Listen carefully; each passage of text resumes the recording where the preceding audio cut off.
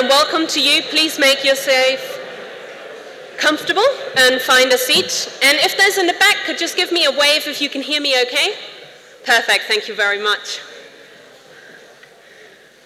With all the rain this morning, I think we're running slightly late, but we are going to get underway in a moment.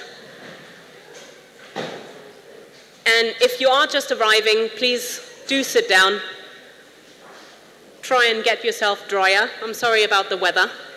It's the one thing we can't fix. But we will get underway. And it is my great pleasure, as Chief Executive of the Association, to welcome you to Liverpool, to ALT's 24th Annual Conference.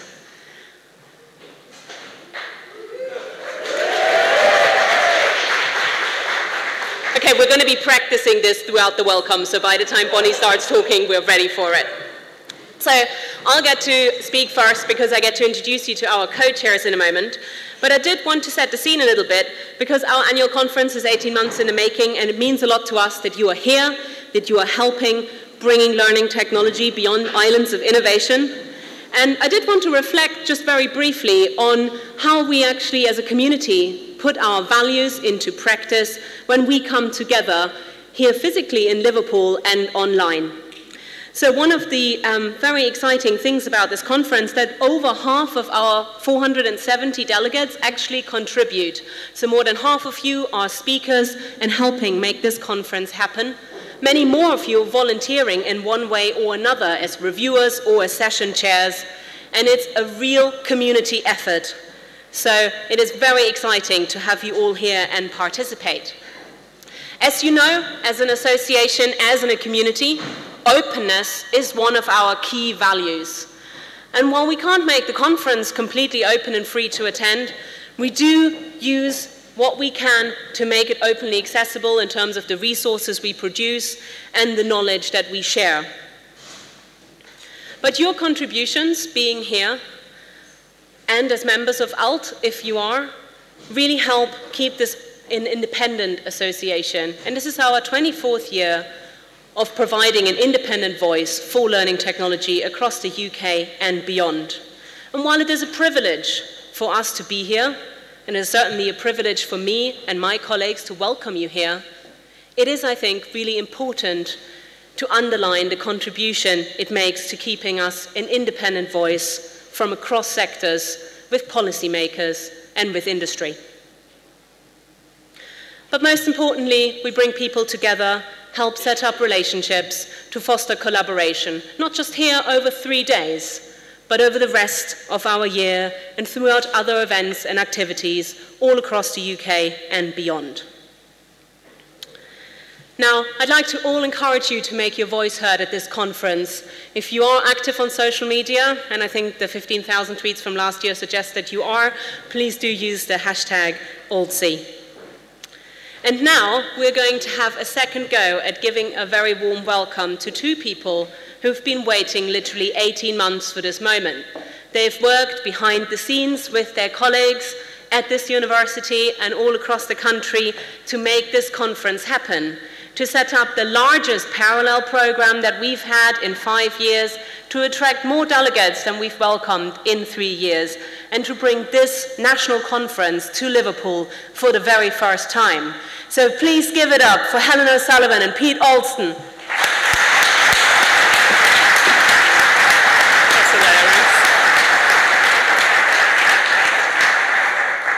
Oh, thanks, Maren, and it is my absolute great pleasure to welcome you here to the University of Liverpool, right in the heart of the knowledge quarter of the city, and I do apologise for the weather. It's been lovely the last couple of days, but anyway, can't do much about that. I'm sure many of you would be really familiar with the history and the ethos of the University of Liverpool.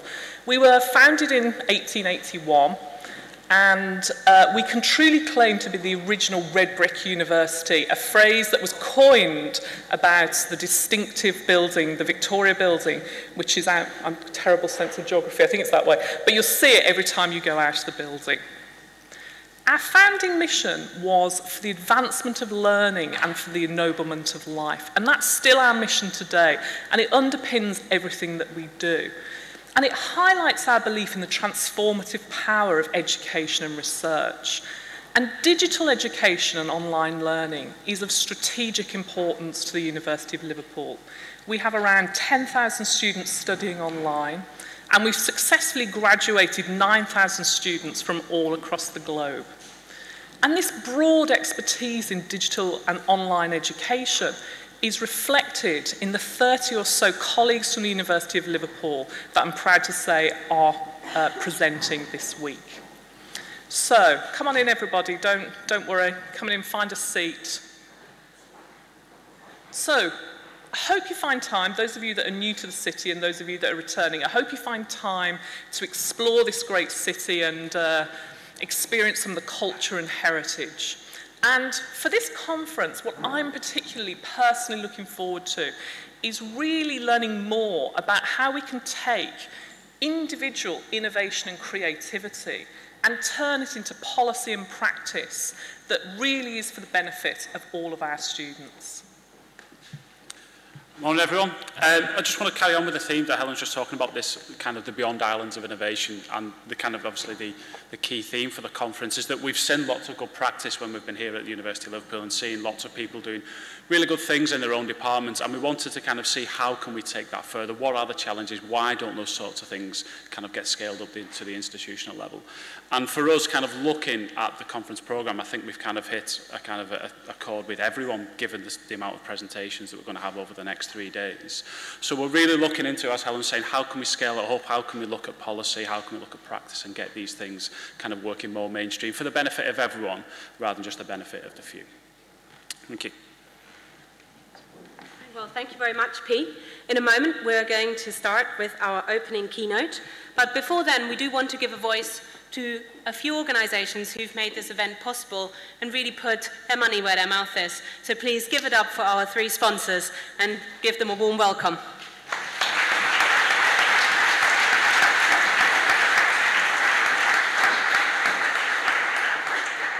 Right, and what we're going to do, because we're going to do that short and snappy and heartfelt, we're going to get 3 quick pictures and then we're going to give 1 big thank you to all of them together at the end. And first up here is Dave from Co-Sector. Good morning. Thank you very much for having us here. We really enjoy coming to this event every year and seeing this conference get ever bigger and stronger. And this year, it's hard to deny, it looks the best and biggest yet. The Bloom team at Co-Sector University of London, previously ULCC, have been many things to many people over the years, but we know one thing for certain. We exist to help you deliver the best possible learning technology for your institution. We know we must continue to evolve so that we understand the ever-changing ways in which we can help you deliver those compelling learning experiences for your students and painless administration for your staff, and affordable cost for your budget holders. Learning technologists are at the very heart of every institution's student experience. We want to talk to you to see how we can add to the great work that you already do. There are more ways we can help than perhaps you realise: hosting, administration, development, advice, cloud, single sign-on, online assessment, repositories, reporting, user experience, and more. You name it, we can help you. As I said, we've evolved over the last 49 years and will continue to do so for at least another 49. Whatever your technology, whatever your needs, please visit our stand, say hello, find out what we can do together. And finally, we're very proud to be sponsoring the Learning Technology Awards again. Voting is open till lunchtime tomorrow, I believe, so please take a look at them, vote for your favourites, and come and talk to us. Thank you. Thanks very much, Dave. Up next, and joining us for the very first time, is Danny from OpenStax. Hi, everyone. So I work for an organization called OpenStax. We are part of Rice University, and we're based in Houston, Texas. So we provide free, peer-reviewed, openly licensed textbooks for introductory college courses, university courses. So we've published about 29 textbooks so far since 2012, and it's really taken off in the US. About 3.4 million students are using our books around the world. So things have gone pretty well so far, so we'd like to talk to you. We do have an exhibit table in the exhibit hall. So that's cool, and free textbooks are great. But what we're really excited about is what we're calling kind of an information revolution. So we've made this foundational knowledge free and openly licensed. So that allows faculty and students and everyone involved in education to do some really exciting things. New pedagogical practices, content localization, all these things beyond the traditional textbook. So again, thank you. We are in the exhibit hall. We don't have a lot of materials because our boxes are missing. They're somewhere. But I'd like to meet with all of you and talk to you about some of these really cool things that we're doing. Great, thanks very much, Danny. Our next sponsor is actually a Positive Internet company, and as an association, we've worked with them for over 10 years. Positive Internet hosts all of ALT's websites, including the conference platform. So while you may not have heard of them in the education space, they have enabled us in our community as an excellent hosting company, definitely the best customer service I've ever used. And they're not paying me to say that. So I'm happy to give them a big shout out because none of the team can be here from the US today. So thank you very much, Positive Internet, for supporting ALT's hosting for a decade and more. And our last sponsor, who I'm sure you will have heard of, it's not just supporting the conference, but I want to give them a special shout out because they support our webinars all through the year. ALTC is not just for September, but all year round. So this is Gillian from Blackboard as our final pitch. Thank you. Hi, good morning everybody. My name is Gillian Fielding. I'm a customer success advocate at Blackboard. That's a tell champion to you and me. Some of you may know me from Salford University or from UCISA for my work on the Digital Capabilities Survey. Anyway, Blackboard are really pleased to be sponsoring the ALT conference again this year, and I'm particularly pleased because it means I get to come here and all your great presentations. I want to show you this slide because I think this slide helps illustrate the fact that Blackboard is not just about a VLE. We supply a broad range of different products and solutions. We're best known for Learn, our VLE package, but did you know that we're also a Moodle Room partner? Not just supplying Moodle rooms, but we're also the world's largest contributor to code into the Moodle community. Our latest product, which was launched in April, is Ally, and that's an accessibility and inclusivity package. It does three things. First of all, a lecturer will upload content to the VLE and it will automatically convert it into accessible formats. So things like enhanced HTML, electronic braille print version, and MP3 so that students can listen to it, or, and that's really inclusive. So students who haven't got any accessibility issues can listen to an MP3 format, perhaps while they're on the bus or traveling in the car or walking the dog, whatever. We also do a range of other products as well, content, analytics, and SaferSign, our academic integrity tool. And we also do IT services. We have 60 European-based staff that are all from education background who provide strategic services and training, such as implementation, academic adoption, e-teacher, a new training course on digital capabilities, or grades journey to help get those marks, to get the marks out of the VLE and put them into the student information system.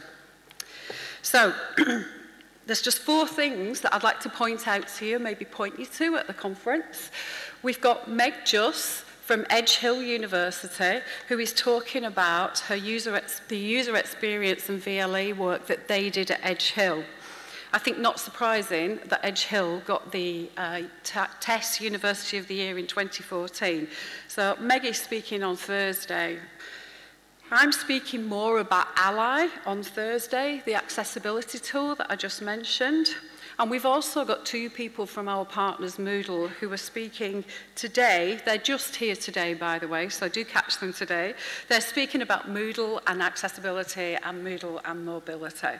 So pop along to the stand for that session, or to come along and get freebies, or enter into the draw for an Echo Dot and meet any of my colleagues, which I'm just going to ask you if you could just stand up so that people can see you. I didn't warn them about that. There's my colleagues as well. So thank you very much. Right, so all together then, for all of our sponsors, Danny, Dave, and Gillian. Thank you very much.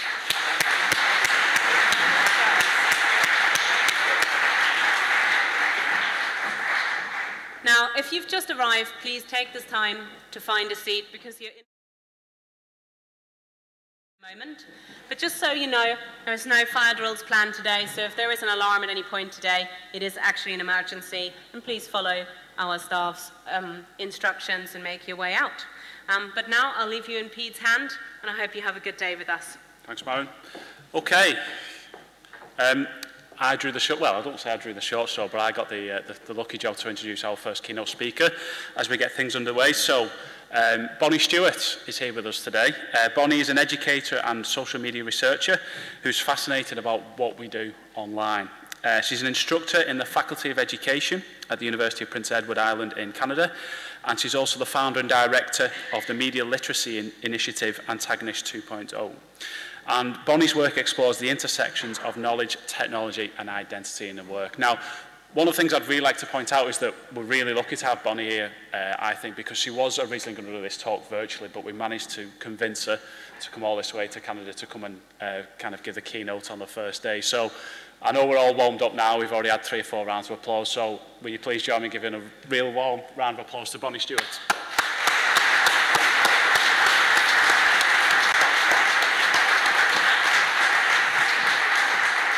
Thank you, and thank you, Peter. I just got to get the slides to come up here, and we're good, and we've got the little clicker, and we'll turn it on. Good morning, how are you?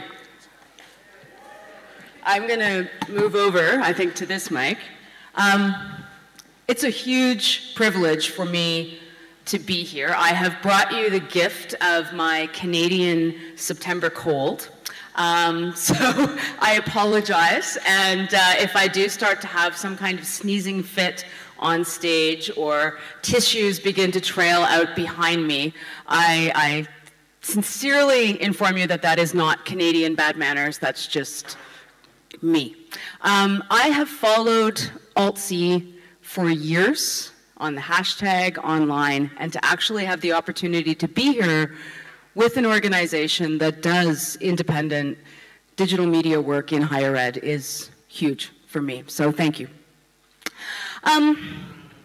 I have been working in digital and online education for about 20 years, and I was excited when I saw sort of the theme of the conference in terms of beyond islands of innovation, because I imagine for a lot of us in this room, there's an element of working on an island within our larger institutions that sometimes happens. And how many of you kind of look forward to this conference as a way to come together with people who are like you, who do the things that you do? Right. And that's important. But I'm also going to be that keynote person who troubles and gets us to think about some of the figures and language that we use when we talk about things like new normal. Because before I started working in digital education, I did my teacher training in the 90s, and I actually did a special ed background, where one of the things that I learned and was trained to do, how many of you are familiar with this image, this figure? It's the bell curve, right? And so I learned as a training teacher to test, to actually do Wechsler IQ tests, to look at each of these categories and to box and mark sort of people's scores on given tests according to if you fall outside of the norm in the center, and if you fall more than 2 standard deviations outside, you can be diagnosed with a learning disability. And this was useful to me, and I was excited to learn it, and I was actually very interested in the sense that my colleagues and I, who were training together, we tested each other, and I discovered that possibly my lifelong visual spatial challenges had a very visible reason behind them in my own scores on these kinds of tests, and that there were places where I did not fall inside the norm. Normal, when we use the word, can simply be the familiar, the thing that is known. And the idea of learning technologies in higher ed simply becoming part of the normal, the part of what we do, I think there's something really positive about that. But what I want to open up today is which parts of learning technologies, which aspects, what does that bring in the door with it? What figures has it arrived with? And is that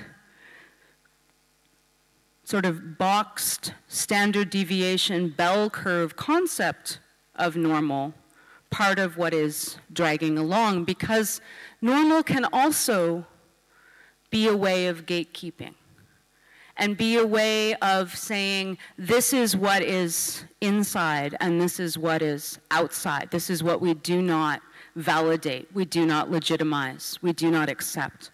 And so there are always power structures behind any idea of normal.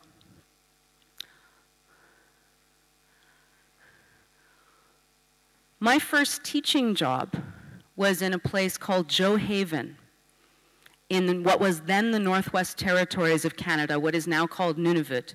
It's an Inuit territory. How many of you here have heard of the Franklin expedition? Okay, so Sir John Franklin sailed away from Empire and Queen in the 1840s to find the Northwest Passage.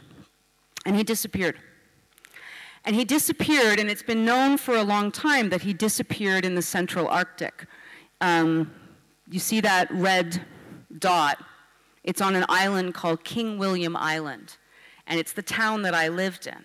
And just in the last 2 years, they've actually found Franklin's ships, the Erebus and the Terror, just around the area of that island, as had been part of the Inuit oral history for 150 some years, but it had taken that long for science sort of to be able to perhaps hear the stories and look in the places where people were telling them those ships were. I taught in the first high school that had ever existed in that community marked by the red dot.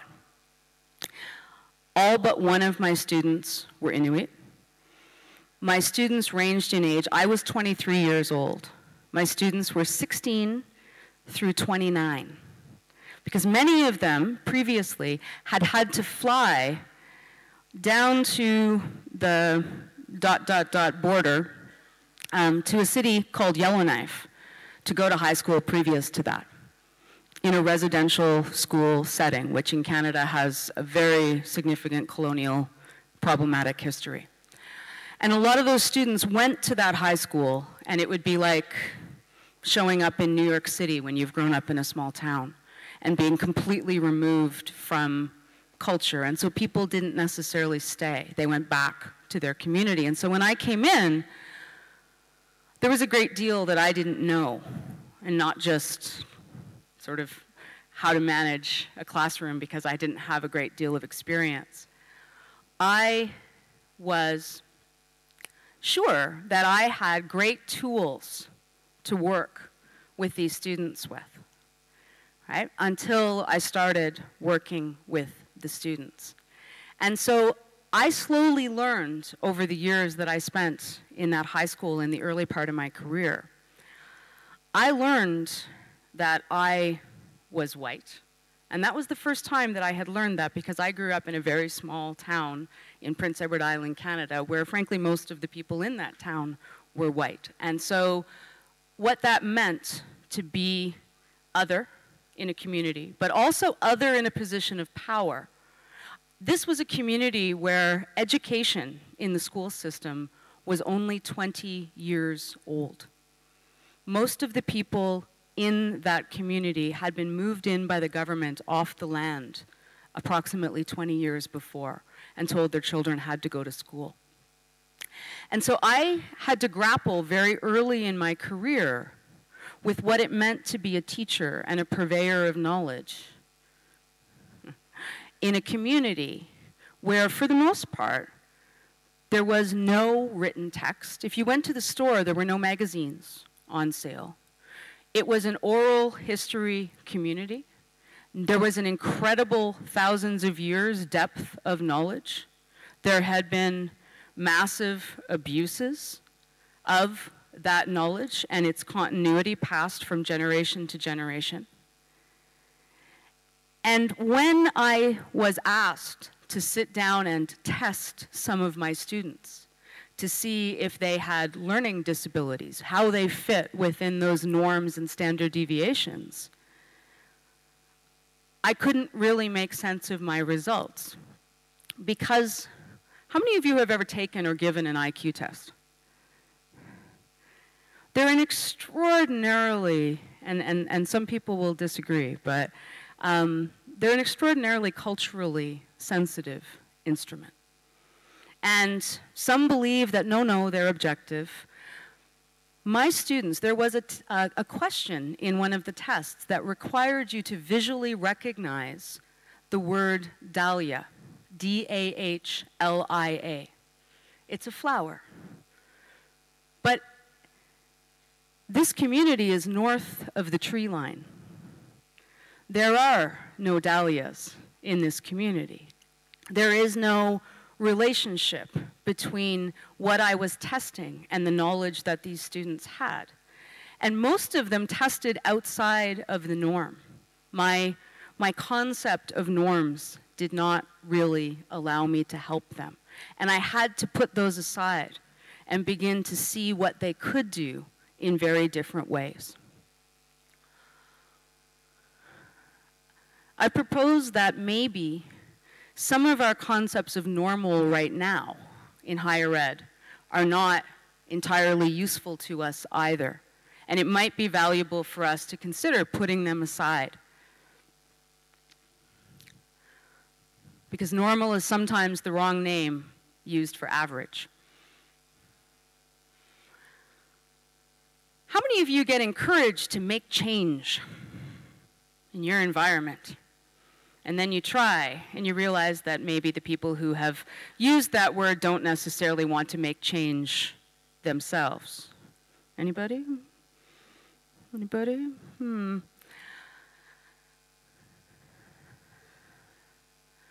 At this point, and every country has its own challenges with this, but in higher ed, we face a time when many people are precarious in employment, when many of us do not have permanent contracts, and yet are asked to review, to peer review, to contribute to a system that assumes that your service is in some way recompensed or paid for.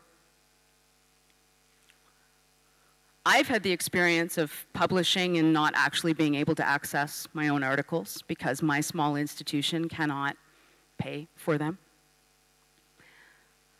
I particularly like this tweet. It's the equivalent. It says, "I'm opening an academic publishing-themed restaurant. You bring the ingredients and get volunteers to cook and serve. Now pay me 10 grand. No problem." And so sometimes our normal, I propose, leaves us a little bit like a frog boiling in a pot. We have gotten used to a great deal of change that may not be serving the reasons we are in higher ed to begin with. And if our goal is to make change in people's practices, in knowledge creation, in empowerment, which is another word I'm a little wary of, but also think is important to talk about, we're not necessarily doing it right at this juncture. Sometimes our trajectories of change are expanding the inequalities in the middle rather than protecting or expanding the democratic norms that institutions have the capacity, a very singular capacity to protect. Now we get to the really cheery part. We are living in a time when the concept of institutions as protected societal social contracts is to an extent under threat. I mean, just last month, we went from, in 3 days, to, as a world, almost having a nuclear war, to almost having a race war, to whatever the next spectacle was. And I don't know if you've been following Cambridge Analytica, but just a couple of days ago, on September 1st, it was discovered that Cambridge Analytica worked in Kenya to effect the last election, and that election was actually overthrown. And there were a great many tweets coming out of this country about, have we looked into the relationship between Cambridge Analytica and the outcome of the Brexit vote?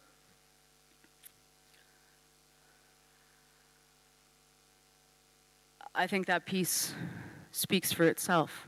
The idea of leadership as ratings spectacle, as media spectacle. All of these things relate to the digital tools and platforms that we use for learning. And we're not immune to the threat to institutions. Our institutions, as structures that are societal, that are invested in, have suffered significant, for the most part, disinvestment over the last number of decades. And this is an American publication. This is an American voice, but there are fears that we are moving in directions where the forces that shape higher ed, the normal that we've gotten used to, is really and significantly under threat. But some of the stuff that we, you, the people in this room do are the things that actually break down those concepts of gatekeeping that exist in higher ed, right? Sometimes we can use, this is a sketch note, a sketch note that a participant in my digital pedagogy lab workshop did this past summer in Vancouver when we looked at Howard Rheingold's social media literacies article. And these literacies of attention and participation and collaboration, critical consumption, network awareness, these are things that an organization like ALT values, right? These are things that, to some extent, challenge perhaps the ways in which norms in higher ed operate to keep people out. And that can be great. But that idea of disruption, that word disruption, may not be a model overall that can preserve our institutions, right? How many of you remember Napster? Napster was super exciting when it first came out.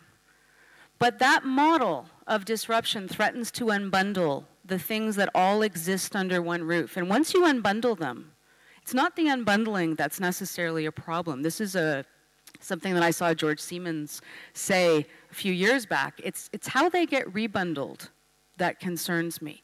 How will, once the pieces of what we do in higher ed get unbundled under a disruption model where there are a variety of promises being made around, there might only be 10 universities in the future, or whatever this year's promise is, how will those pieces get rebundled and packaged up and sold back to us? And to whom will they be available? And for whom will they operate? And to me, when we talk about normal and new normal, these are all questions that we need to be considering. I kind of love these chairs.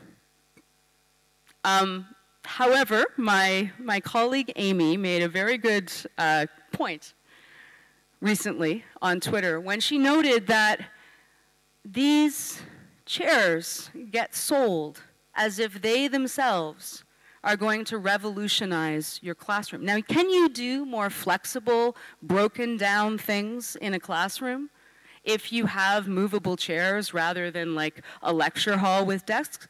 Potentially. There are certainly participatory ways that you can connect people together if you can move them around a room. Absolutely.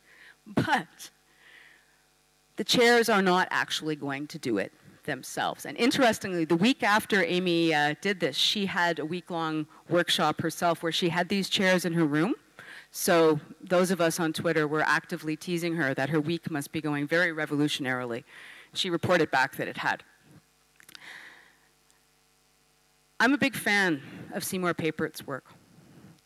Disruption in the sense of just bringing tools into a room, and I think most of the people in this room would know that, does not equal learning. Just bringing computers into a classroom where nothing else is changed, the idea that that would change learning is absurd. So widening participation has to be about more than chairs and technology. And then we get to the idea of open. Open is a funny word because I think in each country in sort of the field of ed tech or learning technologies, it has a slightly different meaning. How many of you would consider yourselves here to be somewhat open practitioners? Okay. What does that mean? Do you work with other people? Is it about open to other people? Is that part of it? Is it about open source? Open access? Some combination of all of the above? I'm using open here really as a shorthand for outside of the gatekeeping of traditional institutional practice. So anything that involves openly sharing, participating, communicating in ways that are not necessarily bound by the structures of traditional higher ed is sort of the term of open that I'm framing here. And I think open is important. I think it may be the piece when we look at this normal that we need to consider. But it may not be solution or problem in and of itself.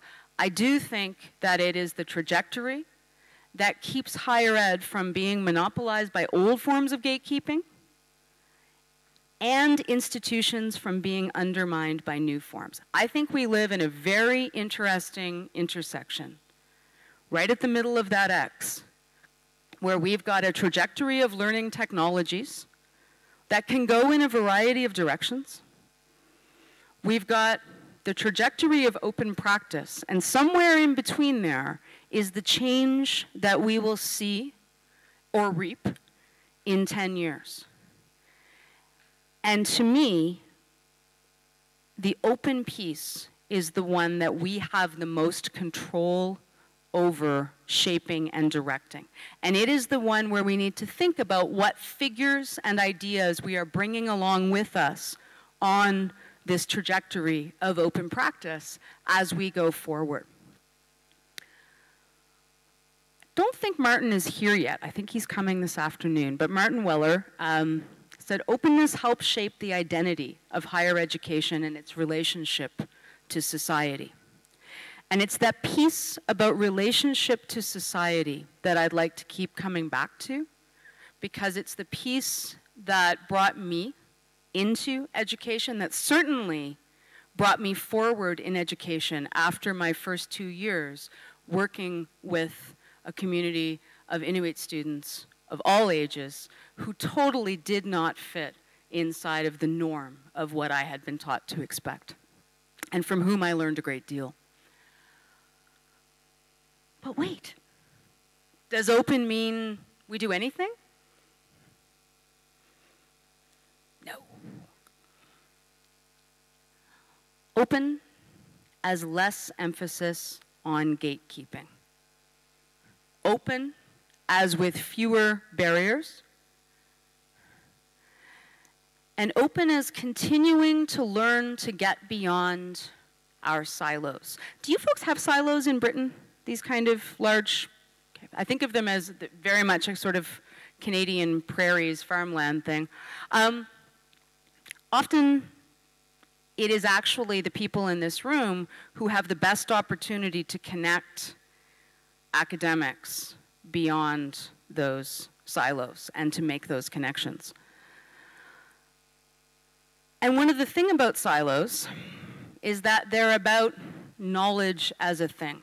How many of you have a device with you? Great.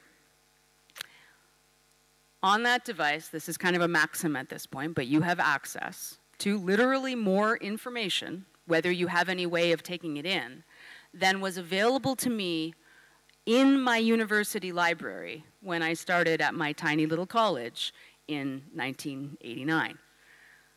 It's just there, right? But what do we do with it? What I love about this quote is the point that actually it's from 1975.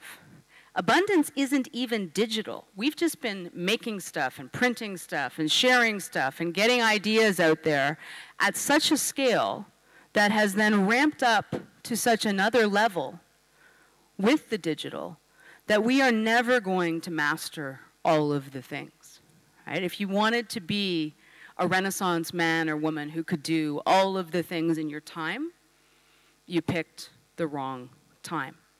Because we live in a time when people need to be able to navigate knowledge abundance, and we need to educate towards the handling of data rather than the accumulation of data. But our silos sometimes still encourage us to focus on the accumulation of data. And so one of the jobs of working in the open with learning technologies is sometimes to begin to make those silos accessible and available and connected to other forms of knowledge so that people can navigate and thread a path through the things that they need to know, not necessarily all that is known. And one of the structures of abundance is networks. How many of you have a family? It's usually a good one. Networks, like abundance, are not actually digital. They don't originate with the digital. Networks are one of the oldest forms of human social organization. Networks are the ways in which we have clusters of relationships where we're the little dots, and the lines between dot and dot is the relationship, potentially between two people. And if you've only had the relationship of shaking hands one time, then that one experience is the line. And if that person is someone you've known your whole life, that other node, that line may be made up of a lifetime of memories and history. And you know, right, if you think about a family, how many of you grew up with a sibling? Do you, as one dot in a cluster, and your sibling as another dot, have identical relationships with, say, your mother? Usually not. I'm sure that your mother loved you best. Totally true. But we don't, right? And we know when information comes from one node that it may be more trustworthy or differently trustworthy from another node. So if your mother says, "You look lovely, honey," you might be like, "Oh, well," she would say that even if I was wearing a garbage bag, you know. Whereas if your brother says, "Oh, you look lovely," you might wonder, like, am I dying? What's going on here? Obviously, there is a giant roll of toilet paper hanging out of the back of my pants or something, because that's the only way in which that context might get you a compliment. So we understand that who information comes from shapes how we are to receive it. And that is the structure that networks lend to abundance. Because if you're rolling around in the abundance of social networks, right, how many of you have a Facebook account? Okay. Twitter. All right.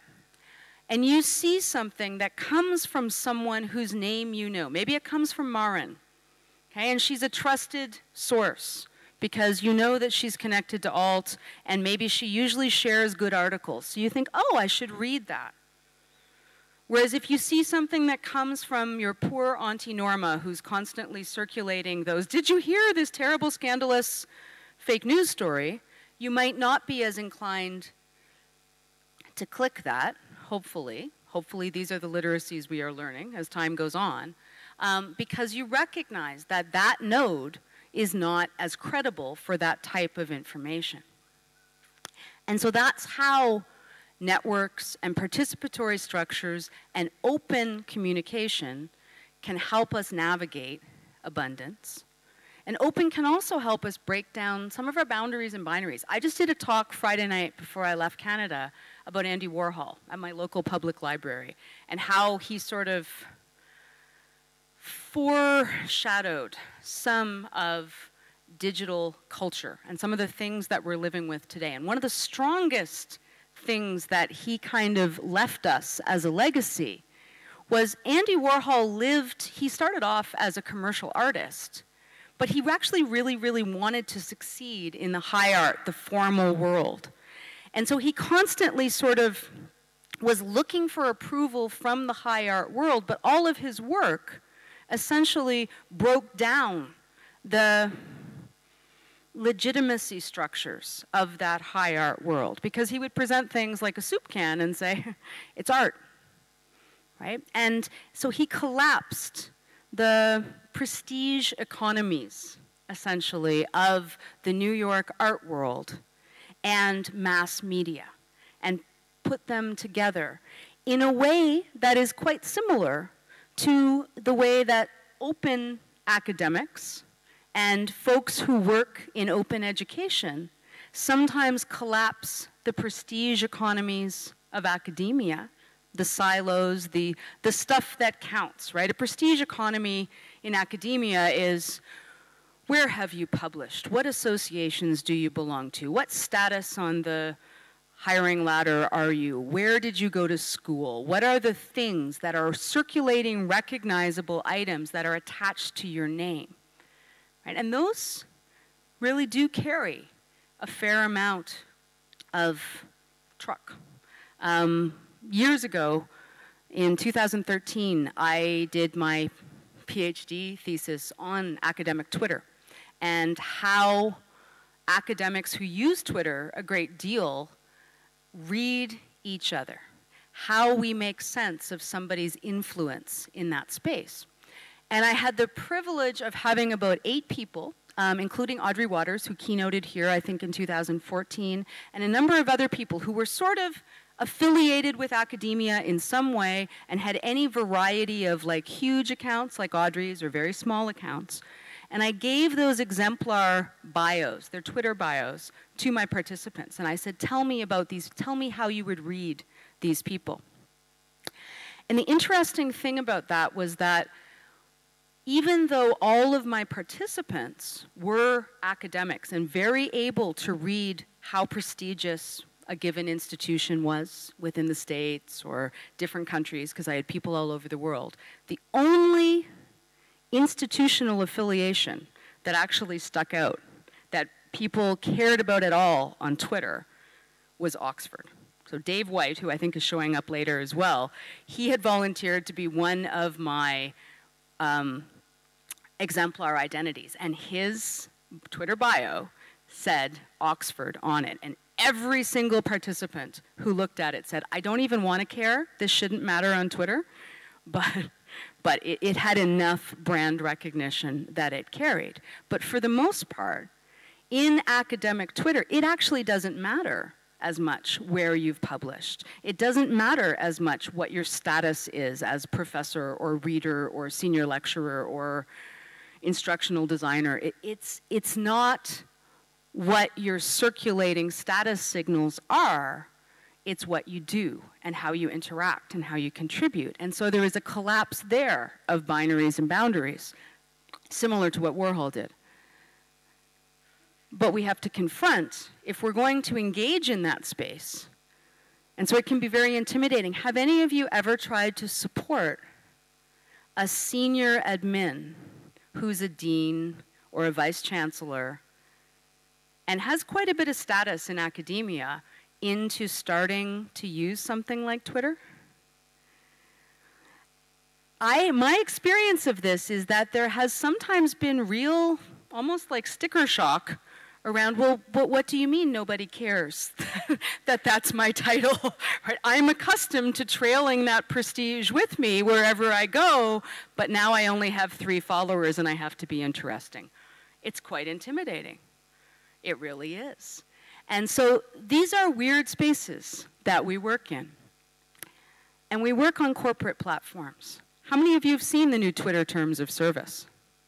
They just came out 2 days ago. The bottom part of this comment says, Twitter may have spotted a revenue stream. Now pretty much everything that you put out on Twitter, starting October 2nd, they can sell. So that's problematic. Chris Gilliard, who works in the States, he's pointed out, despite their participatory rhetoric, right? And I'm all for the participatory rhetoric. I love the participatory, love the open sharing. But social platforms operate as closer to authoritarian spaces than democratic ones. These are tensions and contradictions at the core of our normal. These are problems. When you have a space like Twitter, where I've been working for 10 years, I literally did my PhD in and on Twitter, and just the terms of service are randomly changed quite regularly, and the platform itself changes quite regularly, right in the middle of my PhD research. It's like showing up in your kitchen one morning and the fridge is moved. You know, and you're like, well, where did that go? I don't know. So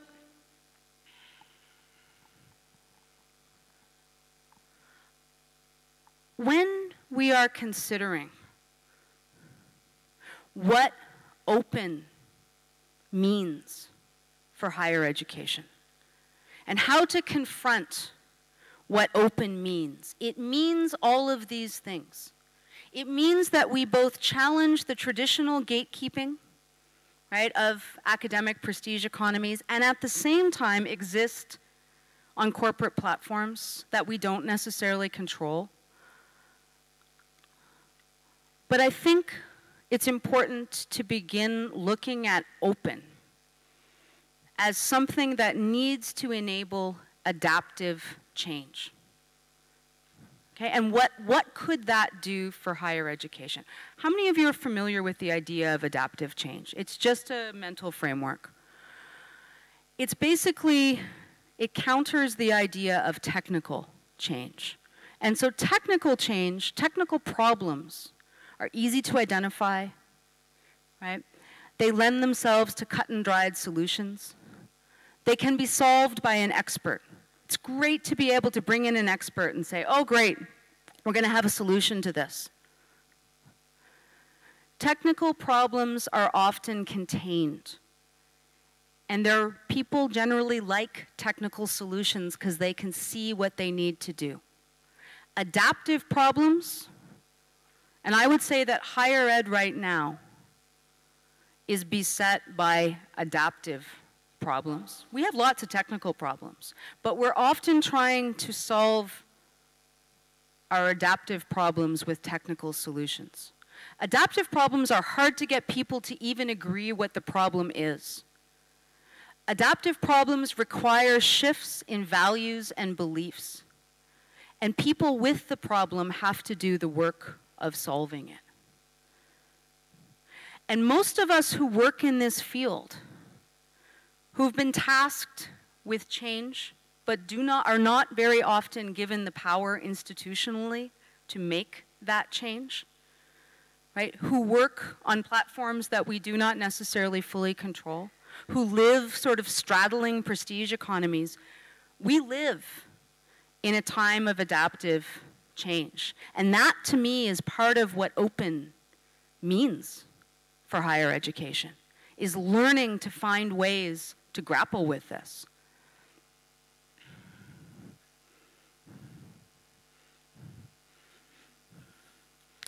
It's hard to confront things. It's hard to consider what open really means for higher ed. Now that we live in a world of digital media, we are increasingly confronted as human beings regularly and often, right? And in a world where things seem to be news-wise on a sensationalized cycle, we are often confronted even more regularly than we may have been before. I'd like to propose that we need a model, a figure, to consider as we go forward in this water that we swim in, where we need adaptive change. We need to work together to be open, and yet we haven't necessarily got models to look to from previous generations. Sometimes it's about perspective. Someone posted these two photos recently on my Facebook. They found these as installations in the park of a children's hospital. And she showed the first photo, and then she showed the second photo. And it was as simple as things change things. It depends on where you stand, right? How we look at the times that we live in and the challenges that we confront depend a great deal on where we stand. And to use this, I'm actually going to look for a model from a previous generation. How many of you are familiar with Donna Haraway and the cyborg? Okay, a couple? Great. The word cyborg has sort of shown up in our science fiction fantasies as a monster, a machine-human combo. And Haraway was playing with that idea. In 1985, she initially wrote out this theory, this concept, this figure. The cyborg for her is a figure to guide how we go forward. And I find that this figure is still extraordinarily prescient, that we have not quite managed to bring into being what it can do or what it can offer us as a thinking tool. Haraway is a biologist out of California. She was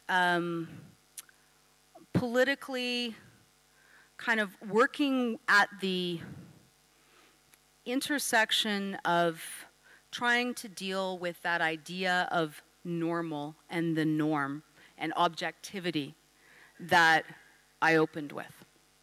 And she posited a feminist objectivity that was very different philosophically from the rational objectivity of what she called the God's eye view or the God trick, right? The seeing from nowhere.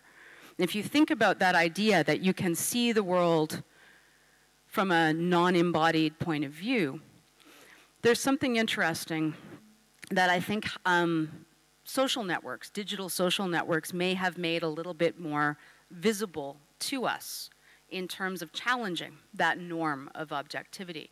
And the thing is,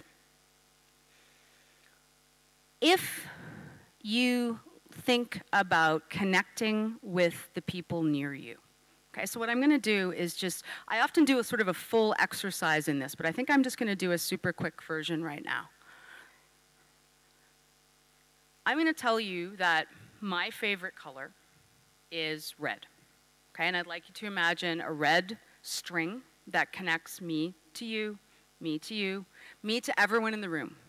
Can you see it? Can you imagine it? Okay. That is broadcast model communications, right? That's often how we teach. That's how TV was when I was a kid, all those things. Now, what I'd like to do is do one-to-one communications. I would like you each to turn to somebody next to you and just shake hands and tell them your favorite color, please. Yep.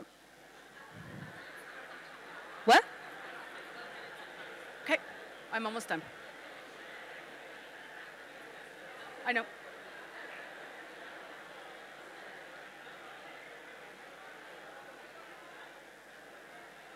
Okay. So now, I'd like you to envision the color that connects you to your partner and their color that connects them to you as a little dyad of color. Can you see it? Okay. Well, I'd like you to do one more thing. I'd like you to take their color, I'd like you to turn to someone else and pass it along. Okay? Hand on their color. This person's favorite color is X.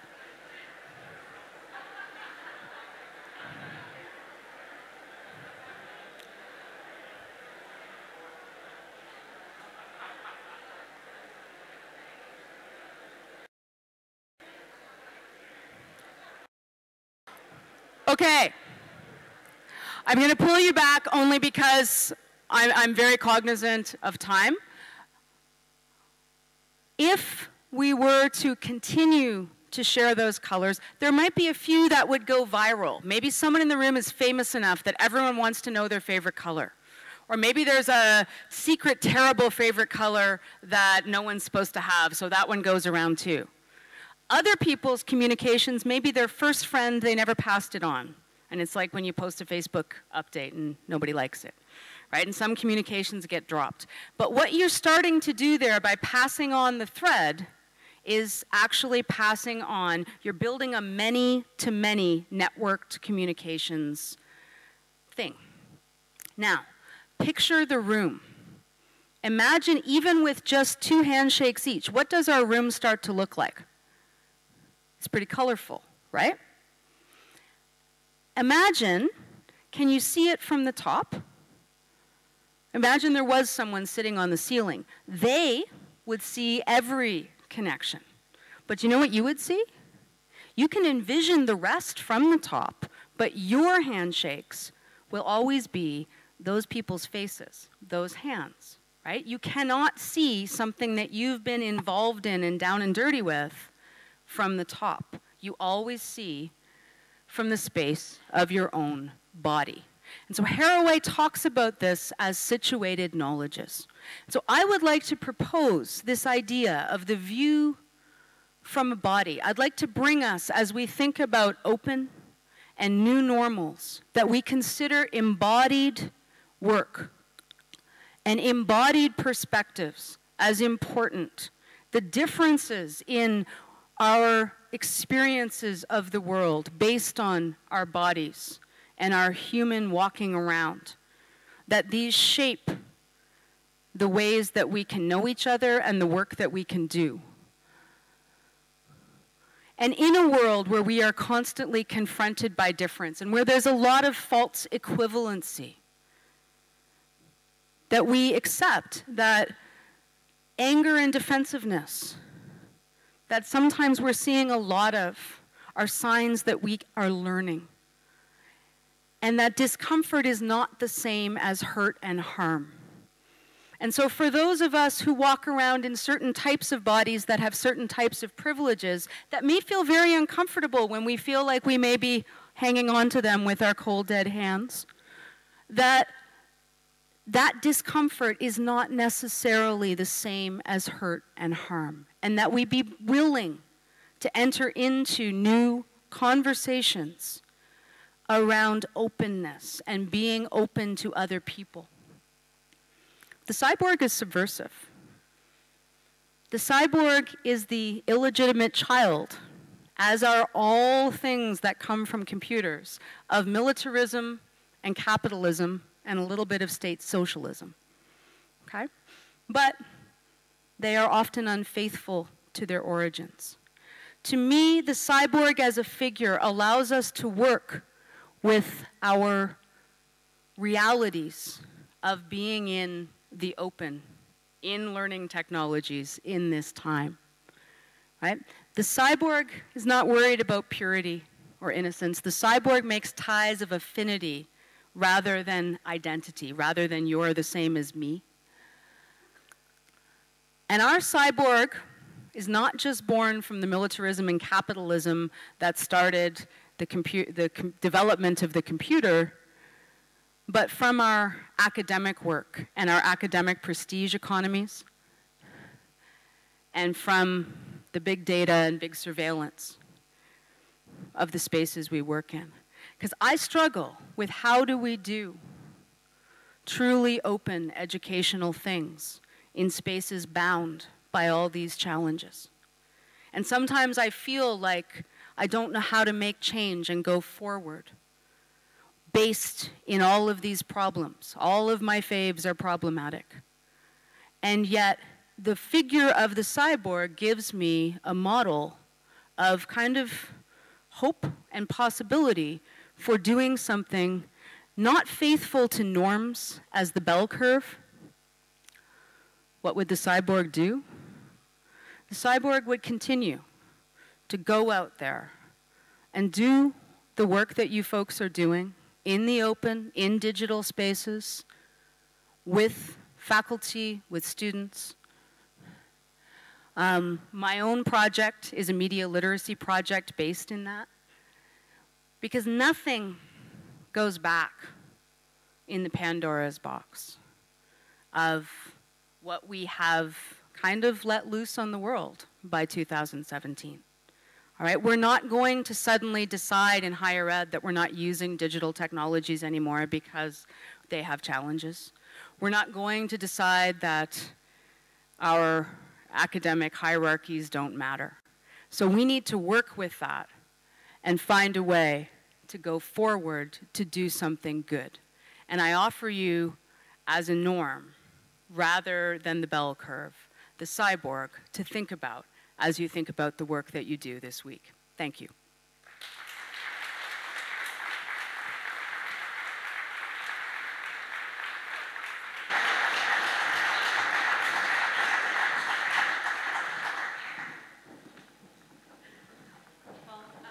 Time for a few questions.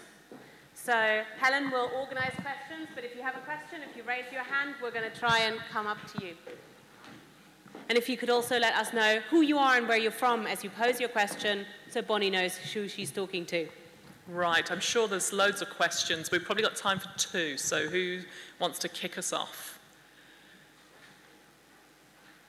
Come on, you know you want to. It's a heavy talk. Yep, one there. Thank you very much.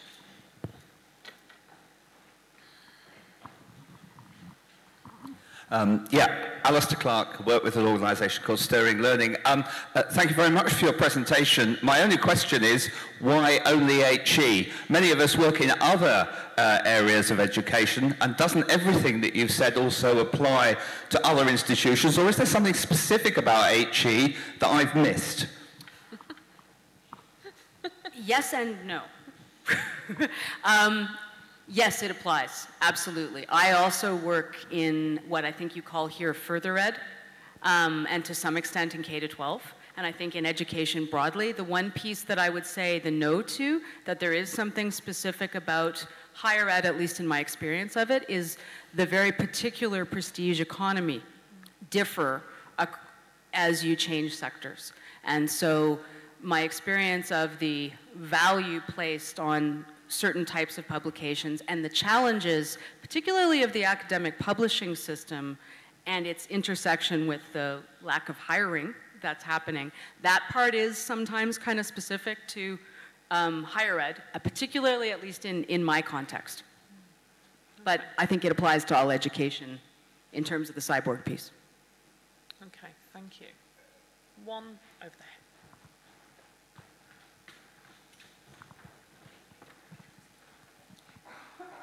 Hi, Bon. Helen Beetham, thank you for that great keynote. It was lovely to hear from you live. I wondered when you mentioned Donna Haraway if you might be going to think about another offering that feminism brings to the open space, which is the idea of the gift economy and of counterposing that to the exchange economy. So in feminism, that would mean that we share our ideas first and worry about their value in the cultures of academic prestige second. And my own experience is that actually to do that, to share first, requires quite extraordinary resources as well as commitment that most people who are actually engaged in the kind of open sharing we might want to see in practice have tenure or have other kinds of academic resource, have project funding, have ways of being open that are in practice being supported. And I wonder whether you have anything to say about whether we can move towards a space where actually we are equally resourced to share and to be open and to give gifts, rather than only a few people being in that position. Thank you, Helen. I think it's really important to recognize that each sort of national context operates a little bit differently. And I will say that in my own case, for instance, in my PhD research, of the people who participated, I had one person based in Ireland, people in South Africa, Mexico, Australia, no one who was actually in the UK space. So I'm not going to speak for the UK space right now. But of those 14 participants, 7 were graduate students or early career researchers, and then a couple were instructional technologists rather than faculty members.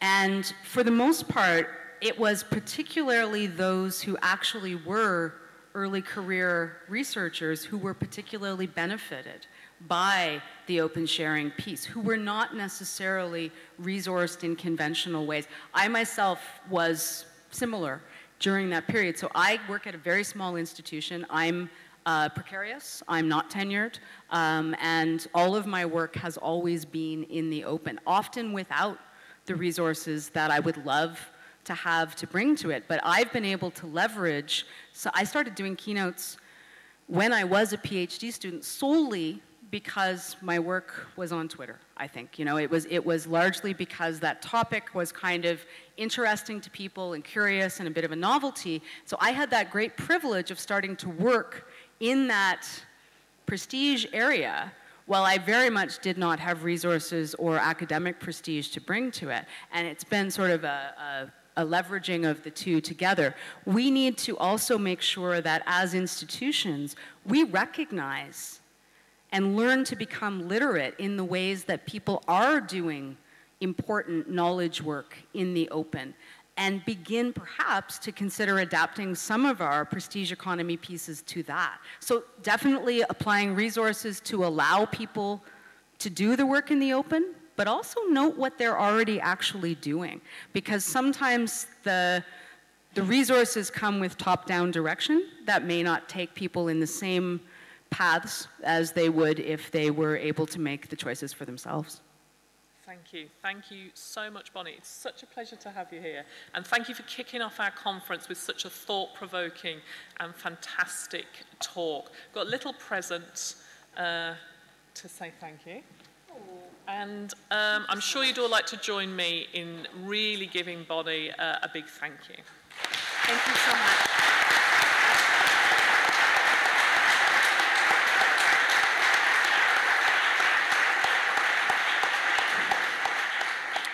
So we have a break now, and no, 15 minutes, yep, and it's really important that we